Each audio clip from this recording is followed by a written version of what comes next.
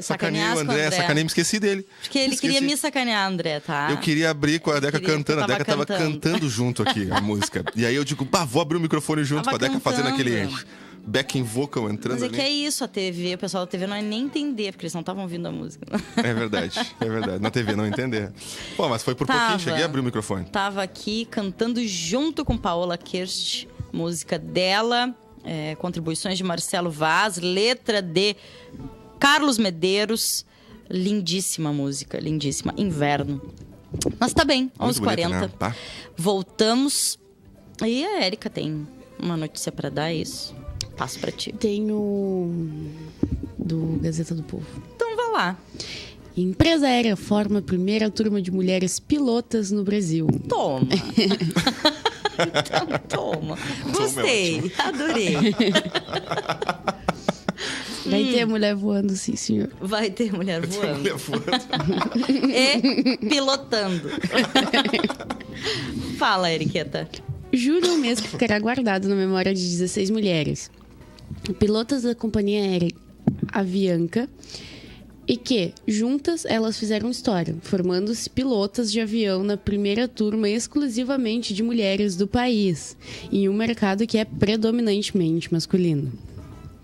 A iniciativa faz parte de um programa de incentivo da própria empresa, intitulado Donas do Ar. O nome foi inspirado na personagem do colunista Maurício de Souza, a Mônica, que é a dona da rua, em defesa do empoderamento feminino. Que massa! Cara, ótimo. Que lindeza. Muito bem, muito bem, muito bem. Rafa? Terminou, não? Não tem mais? Não sei. Não, na verdade, na Avianca o projeto começou no ano passado, quando menos de 2% do quadro de tripulantes técnicos era formado por mulheres, o que ainda é comum entre as empresas aéreas. Hoje em dia, após a implantação da iniciativa, subiu para 5%. Agora a expectativa é de aumentar em 10% o número de mulheres no quadro de pilotos a cada. Que triste, né? Que a gente muito tem triste. Beijo. Essa disparidade. Esse ontem comentávamos que temos na legislação eleitoral a garantia ínfima de 30% de mulheres, que não sei se alguém entende isso como paridade, não sei, né? É muito mais assustador ver que tem espaços ainda assim de trabalho, profissões que são praticamente 100% dominadas por homens ainda. E o lance dos 30% ainda tem as mulheres que se candidatam só para cumprir os 30%. Isso é um desrespeito a todo a luta do movimento feminista.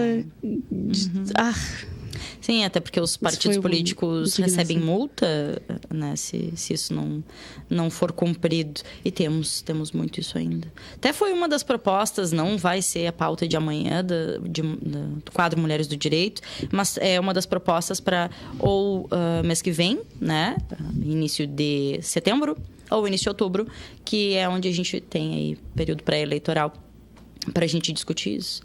Porque precisamos discutir isso, né? E tem, acho que uma das... Eu vou puxar aqui para mim, tá? A licença.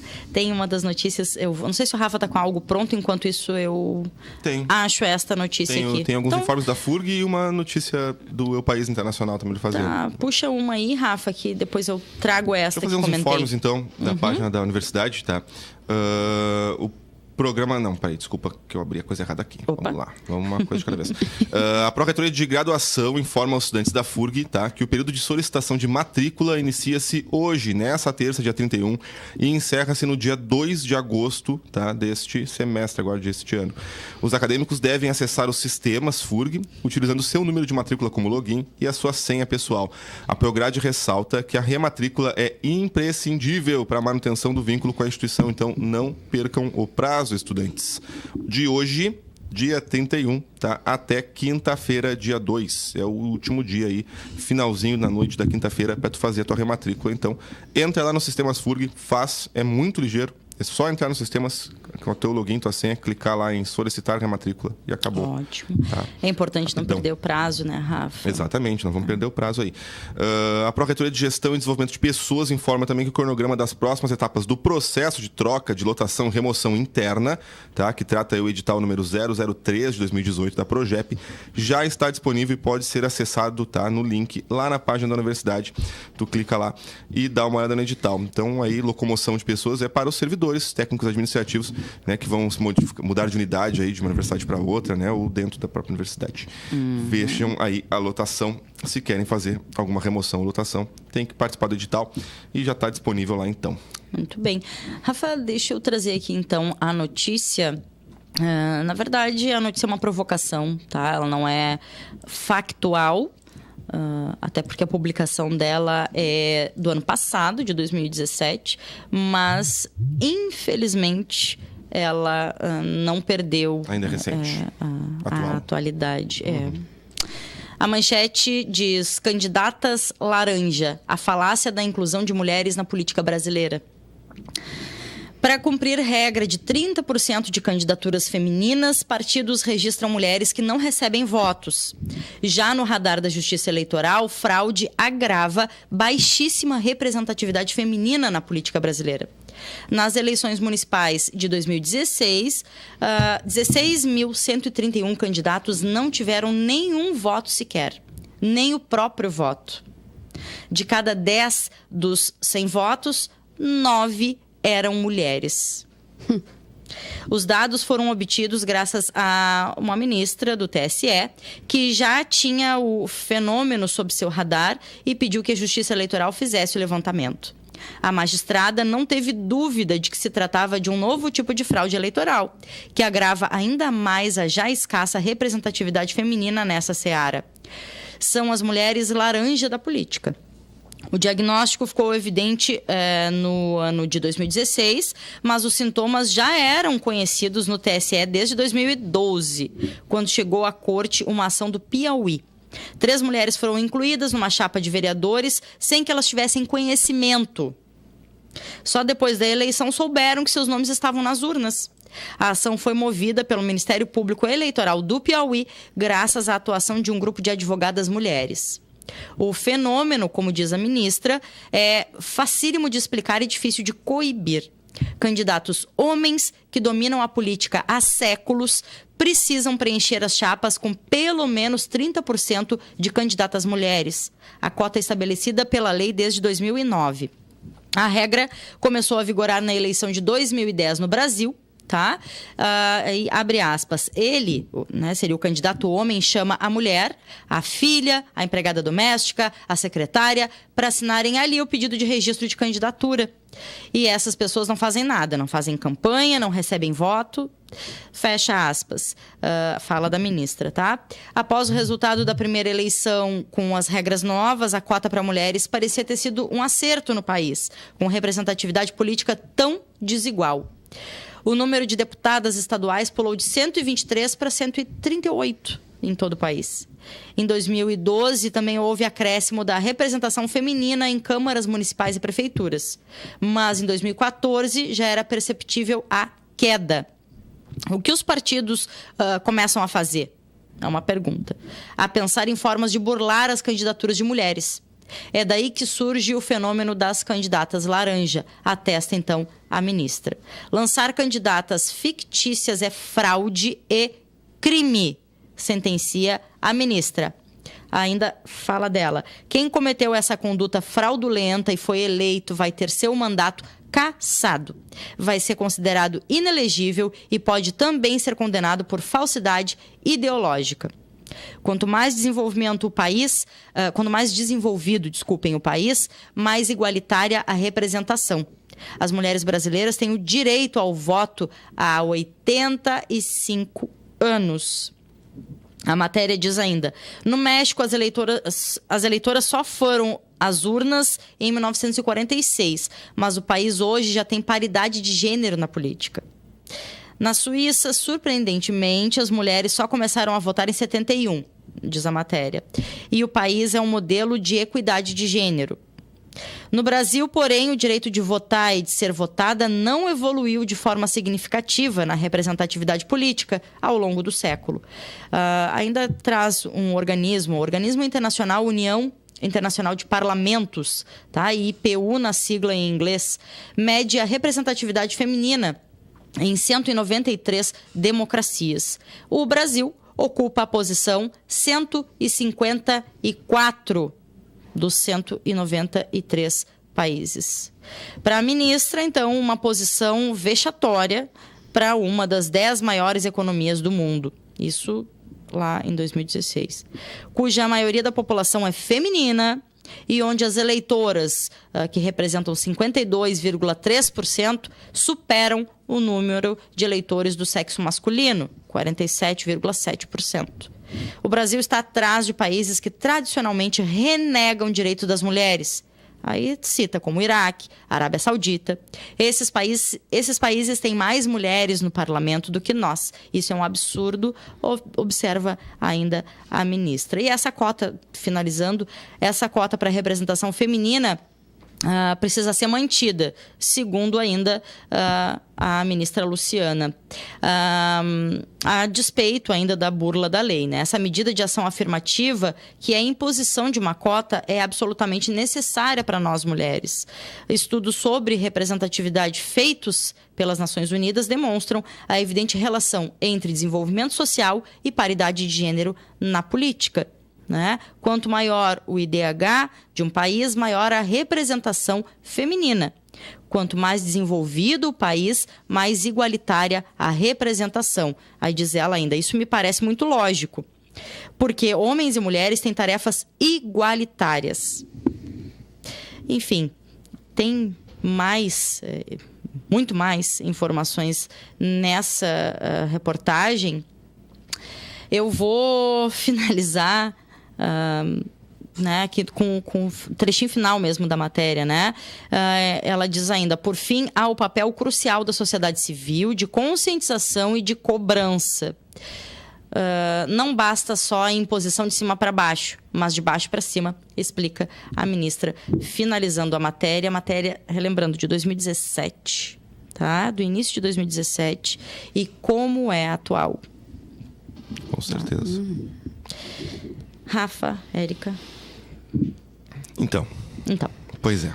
Assim. Opa. Me desculpa. Opa. Então, eu tenho algumas notícias aqui que são meio compridas. Eu estava lendo aqui agora umas outras duas, só que eu tô achando que não dá muito tempo, não. São 11h52. E quem sabe a gente faz umas notas mais curtas e Pode escuta ser. A nossa última música que a gente ia escutar, Rio Grandina aqui. Pode que ser. eu deixei engatilhada aqui, um Lunar e Companhia de São Jorge. Pode ser? Pode ser sim, Rafinha. Tem algumas aqui. Tu tem aí também? Não, eu tenho aqui. Eu até queria ler, porque eu tinha separado uma matéria aqui falando de política internacional. Tá? Que era... Até vou dar a chamada aqui, que é Trump ameaça paralisar o governo se os democratas não financiarem um muro com o México. Tá? Como é que é? O presidente retoma a chantagem em assuntos imigratórios, que poucos resultados lhe trouxe até agora. Ele ameaça paralisar o governo norte-americano se os democratas, né, que são a oposição, o Trump, não financiarem o muro com o México. Bah. Só que a matéria é muito comprida, eu ia ler ela na íntegra e tal, né? Mas eu vou fazer um resumo então é isso. Ele retomou então a tática dele favorita, tá aqui. Não deixou de dar certo até agora, que é chantagear aí a oposição no Congresso, tá? E com a paralisação de serviços, né? Fazer com que o governo não ande, não aprove, não dê andamento nas medidas aprovadas dentro do Congresso norte-americano, se a oposição a ele, dentro do Congresso, né? Que são os democratas, não aprovarem. Então, a construção... Ele pediu 25 bilhões, se não me engano, tá? Para o Congresso, para que seja feitos, né, diversos trechos que ainda são faltantes no muro, na separação física, né, em diversos locais lá dos Estados Unidos com o México, para que realmente não haja possibilidade de imigrantes mexicanos, né, ingressarem nos Estados Unidos, ali, atravessarem as fronteiras. E ele quer só 25 bilhões para isso. Não deve estar faltando em mais lugar nenhum. Ou tá sobrando dinheiro, né? Mas a matéria é gigantesca, não vou ler toda. Vou só deixar essa reflexão no ar aí sobre o Donald Trump. E o muro dele. Que ele fez campanha com esse muro na época, né? Na época que ele estava se elegendo. Em que buraco entramos, não sei. E eu tinha outra matéria também selecionada aqui que também é esquisitinha. E eu queria ler. Ela é esquisitinha. Eu queria ler ela, na verdade, até pra entender, mas não vai dar tempo também, muito grande. Que é assim, ó, pare de falar em vício em internet. Tá? Aí a segunda chamada, depois do título, é: a única conduta viciante estudada como um problema e que é praticada na internet é os jogos online. Não. Tá? E aí a matéria traz uma ideia aqui, né? Na matéria, a matéria deu país, né? Tipo, tem aquele Parque o Delgado. Não sei, né? Até que ponto tem veracidade, mas a princípio, né? Vou dar o meu voto de confiança aqui pro cara. Na pesquisa dele, de que a pesquisa em torno, né, psicológica do vício da internet teria sido criada por um psicólogo, tá? Pra, na verdade, fazer uma brincadeira. E que isso se tornou algo que se espalhou pelas redes sociais e que ganhou força. Tá?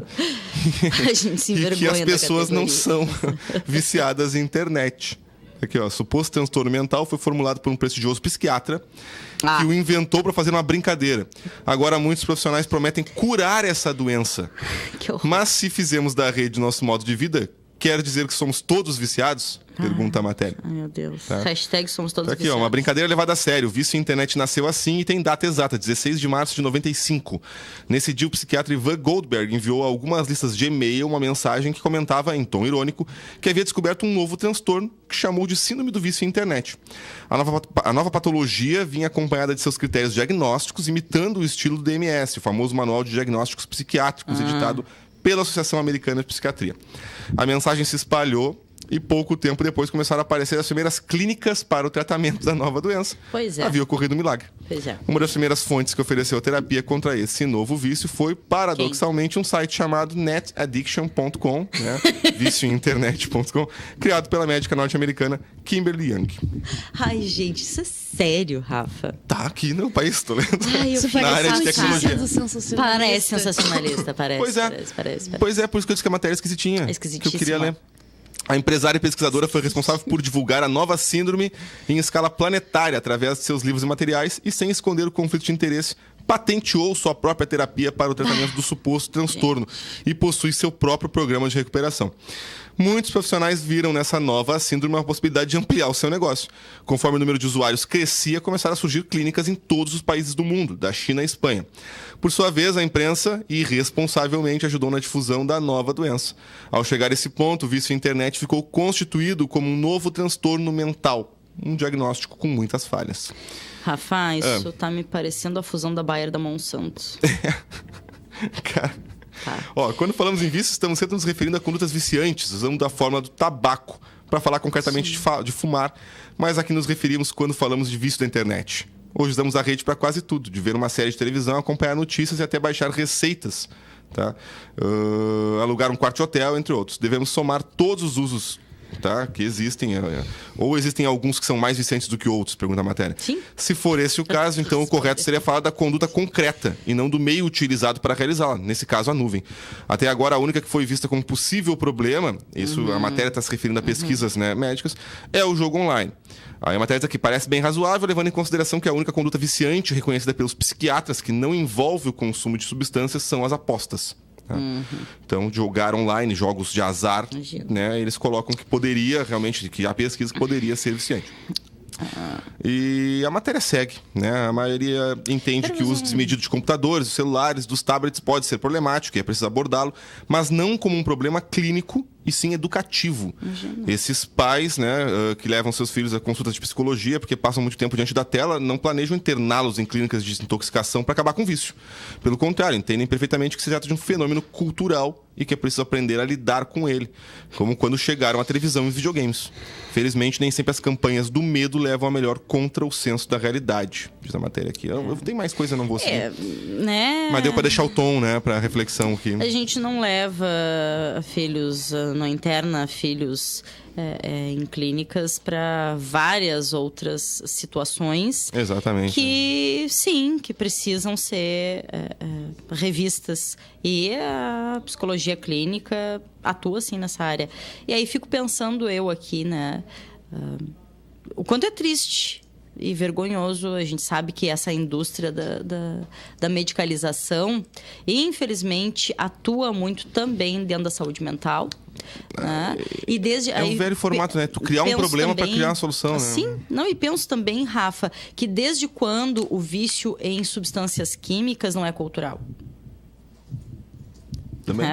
Então é isso, assim, claro. que tipo de comportamento que nos agride, porque eu penso que o problema da internet ou de qualquer outra situação que leve ao sofrimento mental é justamente isso. Aquela pessoa está sofrendo, então algo tem que ser feito. Sim. Né?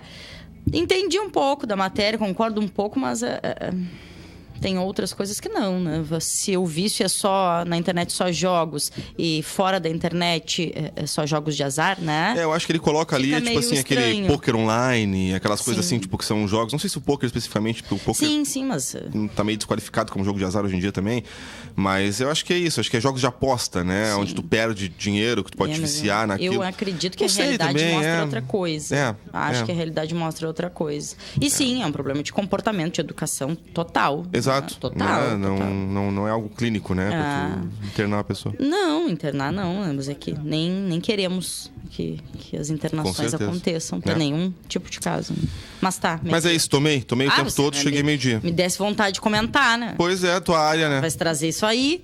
Deixei pro finalzinho, não é pra ter deixado pro final. Deixei pro final só pra década. Não, mas eu tava assim, sabe quando tu vai folhando o jornal, que antigamente tu folhava as páginas? Eu tava folhando o Eu País enquanto a gente conversava, assim, pra ver se eu digo, isso aqui é interessante, pô, isso aqui é legal, vou levar e tal. Bastante e aí bati com essa matéria assim na finaleira agora. E penso que pode até ser pauta do Paralelo. É uma boa pauta. Se a Ana Furlong está nos ouvindo, chamar o pessoal aí da psicologia ou da psiquiatria que queira vir participar, né? Das áreas médicas aí também. Bacana. Baita pauta. Então vamos encerrando. Vamos? Acho que é isso. Pode ser? Vamos escutar um Lunar e Companhia de São Jorge aqui pra saideira. Vamos. E vambora. Então tá, amanhã tem Mulheres do Direito aqui no Paralelo. E essa edição pode ser assistida na reprise às 23 horas, 11 horas da noite. Até amanhã, às 11 horas da manhã, ao vivo. O planeta não está morrendo. Está só nos matando para não ser mais importunado. Uma febre encravada, batizada de aquecimento, que quando houver o pior tormento, não terás como escapar, nem que estejas bem montado. Já disse o jeito...